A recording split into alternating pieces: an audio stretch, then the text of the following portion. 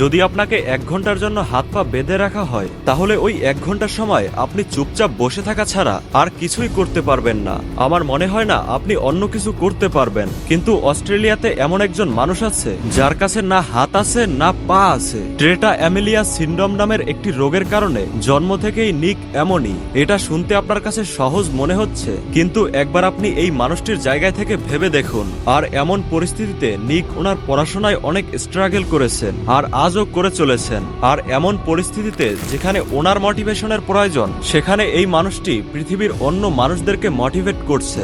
আজ পৃথিবীর top motivational স্পিকারের মধ্যে নিক একজন। 70টারও বেশি দেশে উনি মোটিভেশনাল সেমিনার করেছেন আর সেটা এখনো করে যাচ্ছেন।